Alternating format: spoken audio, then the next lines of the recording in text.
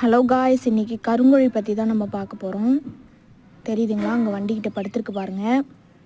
எங்கள் வீட்டில் நாட்டுக்கோழி, போந்தா கோழி, கிராஸ் இது 3 வகையான கோழி தான் வச்சுருந்தோம். இப்போ ரீசெண்டாக தான் கருங்கோழி வாங்கியிருக்கோம். அவரோட ஹஸ்பண்ட் வந்துட்டார், அவங்க ஒய்ஃபை வீடியோ எடுக்கிறான்னு அவரும் வந்து போஸ்ட் கொடுக்குறாரு. மற்ற கோழிங்களோட இதில் ஹெல்த் பெனிஃபிட்ஸ் அதிகமாக இருக்குது. இது நரம்பு மண்டலம் சம்மந்தப்பட்ட நோய்க்கு வந்துட்டு இந்த கறி சாப்பிட்டா குணமாகும்னு சொல்லுவாங்க.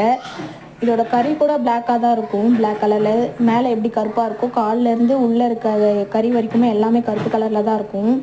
டேஸ்ட் அவ்வளோவா இருக்காது அப்படின்னு சொல்லுவாங்க. நாங்கள் அதோட முட்டை மட்டும்தான் சாப்பிட்ருக்கோம், கறி சாப்பிட்டதில்லை. நீங்கள் யாராவது கருங்கோழி சாப்பிட்ருக்கீங்களான்னு சொல்லி கமெண்ட் பண்ணுங்கள்.